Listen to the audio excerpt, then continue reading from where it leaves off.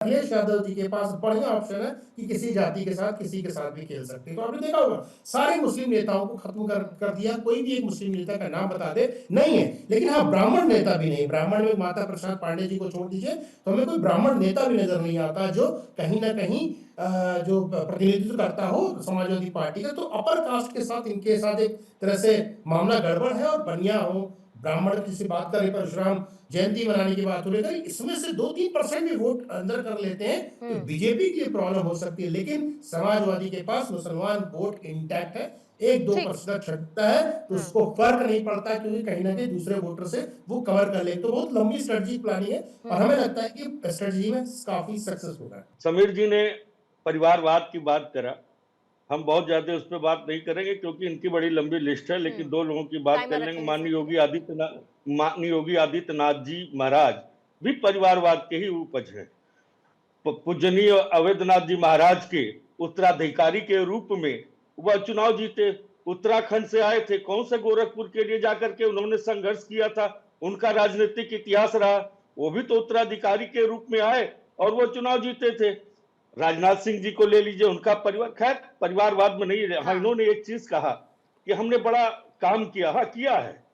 जिस भगवान राम के नाम पर इन्होंने जो है चुनाव जीता था, उन्हीं का जो है चढ़ावा चोरी और चंदा चोरी इनकी टीम ने, इनके बनाई हुई कमेटी ने किया।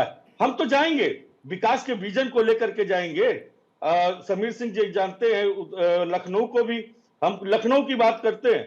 आप जो है अमौसी से चल करके आप चिन्हट तक, समीर सिंह जी बता दीजिए कोई भारतीय जनता पार्टी का ऐसा कार्य, कोई ऐसी बिल्डिंग हो, ऐसा कोई विकास का विजन हो जो आप उसको देख पा रहे हो। 63 मेडिकल कॉलेज की बात इन्होंने किया था, 73 मेडिकल कॉलेज, ठीक है। एक भी मेडिकल कॉलेज का नाम नहीं बता सकते हैं कि जो बन करके तैयार हुआ हो, जहां पे केवल सदर हॉस्पिटल को मेडिकल के रूप, कॉलेज के रूप में परिवर्तित किया गया है। कोई भी जमीन एक्वायर करके पूरी तरीके से आदेश जी, आपका जवाब दे रही हूं, टाइमर रहेगा सर। ये झूठ की पाठशाला से निकले हुए स्क्रिप्ट लेकर।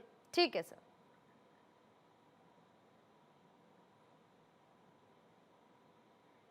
आदेश जी, आप तक आवाज आ रही है? जी जी जी, बता बोलिएगा सर। किस विषय पर सर? जिस विषय पर हम चर्चा करने के लिए बैठे उस विषय पर। पूर्णिमा जी, देखिए बिल्कुल जो है, मैंने पहले कहा कि आज देश चिंता कर रहा है कि कहीं ना कहीं लोगों की दिक्कतें बढ़ रही हैं, लोगों की तकलीफें बढ़ रही हैं और इन तकलीफों को किसी एक वर्ग विशेष की नहीं है, ये देश के हर नौजवान की, हर पढ़ने वाले व्यक्ति की। मतलब इनकी कमजोरियां आपकी मजबूती बनेंगी, यही है आधार? इनकी कमजोरियां नहीं, इनका झूठ। अच्छा, इनका झूठ, उस झूठ को आप कमजोरी ना कहें क्योंकि नहीं, मैं तो आपकी ताकत पर बात करना चाहती थी। आपने चूज किया कि उनका झूठ या फिर कमजोरी जो भी है, खैर आपकी परिभाषा में, मैं तो आपकी स्ट्रेंथ पर सर बात करना चाहती थी। ठीक है सर। तो हंसी मजाक के लिए होता है। सरकारें या सच बोलती हैं या झूठ बोलती हैं, करती हैं या नहीं करती हैं, लेकिन ये वो सरकार है जिस करनी और कथनी में अंतर है। भारतीय पार्टी के लिए ठीक है समीर जी। सर, मेरा समय की थोड़ी सी मेरे पास आज बाध्यता है और दबाव भी ज्यादा, इसीलिए मैं टाइमर रख रही हूँ साथ साथ में। समीर जी, आपका क्लोजिंग कमेंट। अच्छा पूर्णिमा जी, दो बातें कहूंगा। एक तो समाजवादी पार्टी के साथी ने विकास की बात की, विकास इनके पास था ही नहीं। इनका दो विकास, एक लखनऊ में JPNIC बनाया इन्होंने, 200 करोड़ रुपया से शुरू हुआ और 800 करोड़ रुपया खर्च हुआ, अभी भी वो वैसे के तैसे पड़ा।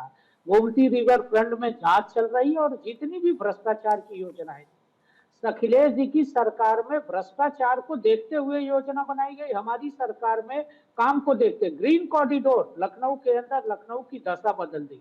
किसान पथ, ऐसे मैं 1 दर्जन सड़कों का नाम गिना सकता हूं जो उत्तर प्रदेश के अंदर लखनऊ में भारतीय जनता पार्टी की सरकार ने किया। दूसरी तरफ कांग्रेस के प्रवक्ता कह रहे थे कि हमारा गठबंधन बढ़ रहा है। अरे पश्चिम बंगाल में आप ममता बनर्जी के खिलाफ लड़ते हो, दिल्ली के अंदर आप आम आदमी पार्टी के खिलाफ लड़ते हो, हरियाणा में आप आम आदमी पार्टी के खिलाफ लड़ते हो। जहां जहां इनका जो सहयोगी दल है, बिहार के अंदर इनके गठबंधन का क्या हुआ? तो सर इनका क्लैरिटी है ना अलायंस को लेकर कि ये सिर्फ केंद्र के चुनाव के लिए गठबंधन है, ये तो ये कई बार बता चुके हैं ये तो ये नहीं, कई बार पूर्णिमा बता जी, चुके हैं उत्तर- कि सिर्फ ये केंद्र के चुनाव के लिए इनका ये गठबंधन है। ऐसा नहीं होता है ना पूर्णिमा जी। नहीं सर, पर कि वो तो केंद्र बता के रहे लिए हैं ना, अब गठबंधन होता है या होगा और नहीं होता है राज्य वो के बात की लिए बात है। गठबंधन नहीं होगा, ये तो हास्यास्पद अब ये बात तो है। ये भी कहते हैं कि आप ये बताते नहीं है कि बैकडोर से आपका एआईएमआईएम के साथ गठबंधन है और उत्तर प्रदेश में मायावती जी आपको मदद करेंगी। नहीं, ऐसा ये कहते हैं, ऐसा ये कहते हैं कि एआईएमआईएम आपको बी टीम के तौर पर मदद करता है और उत्तर प्रदेश में मायावती जी के साथ सेटिंग हो गई ये है। झूठ बोलते हैं। तमिलनाडु ठीक है में सर, इन्होंने क्या किया? ओके। 12 घंटे भी ये नहीं कहें जीते आप झूठ बोले, आप तमिलनाडु कहें में। ये झूठ बोले। DMK के राकेश पीठ शुक्ला में सर, धूना घोंप दिया ठीक है। इन्होंने। राकेश शुक्ला सर, DMK के आप साथ बताइए। इन्होंने क्या किया? ठीक है सर। कौन सा लेकिन बता गठबंधन? नहीं पाए ओके, कि लखनऊ ओके, में कोई ठीक विकास है। के एक आयाम विनय बता जी, दे, विनय बता जी, नहीं पाए। मैंने बता कहा नहीं मेरे ऊपर थोड़ा सा दबाव है आज समय का, मेरे पास समय बहुत लिमिटेड है। राकेश सर। जी, पूर्णिमा जी, जो अखिलेश यादव जिस मुस्लिम मतदाता पे आंख बंद करके विश्वास करते थे, कहीं ना कहीं उनका विश्वास डगमगाया है महाराष्ट्र और बिहार चुनाव के नतीजों के बाद, क्योंकि वही परंपरागत नेतृत्व को छोड़ रहा है मुसलमान। इसलिए अखिलेश जी अब उत्तर प्रदेश में एक नए विकल्प की खोज पे निकल चुके हैं और वह नए विकल्प में आप देखिए कि सवर्ण में वैश्य और पंडित यानी ब्राह्मण, इन दोनों को वो अपने साथ जोड़ने का प्रयास कर रहे हैं। तो इसलिए जो उत्तर प्रदेश की सियासत में आप देखेंगे कि मुस्लिम वोटर आज की डेट में एक कंफ्यूज यानी भ्रम की स्थिति में खड़ा हुआ है। वो ये नहीं समझ पा रहा कांग्रेस के साथ जाए, सपा के साथ जाए या बसपा के साथ जाए। यानी भारतीय जनता पार्टी के खिलाफ जो मुसलमान रणनीतिक तरीके से चलता था, वो मुसलमान आज पसोपेश में है कि हम ऐसे किस दल के साथ चले जाएं जिससे हम भारतीय जनता पार्टी की बढ़त को रोक सके। और वही डर अखिलेश जी को भी उत्तर प्रदेश में ठीक है सता सर, रहा। अगर इनमें ही वो नए कंफ्यूज विकल्प की तरफ बढ़ा। है, इनमें ही कंफ्यूज है तो इन्हीं का फायदा है। इन्हीं में कंफ्यूज रहेगा तब भी इन्हीं का फायदा है। Sanjay ji, closing comment.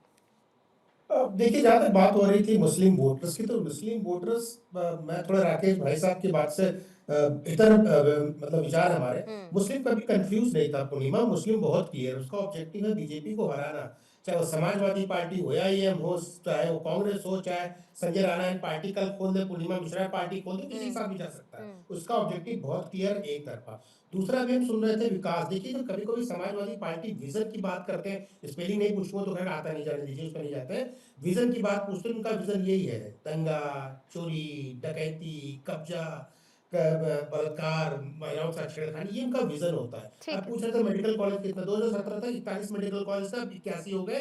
जाके इसको पढ़ लिखा। अब समस्या है कि कितने भी प्रवक्ता समाजवादी का लगता पढ़ना लिखना छोड़ दिया, कक्षा 8 के बाद पढ़ाई नहीं की है। अरे भैया, ये जनवरी 2026 का आंकड़ा जाके कोई भी टाइम अरे वो तो ये भी मानते हैं, तभी तो शुरू में कह रहे थे आप लोगों ने बहुत मेहनत की है। ये बिल्कुल हम वो लोग मानते हैं। मेहनत कर रही है, स्टडी एक एनालिस्ट की तरह मैं भी मेहनत कर रहा हूँ। ये मेहनत नहीं करना चाहते मेरे पास।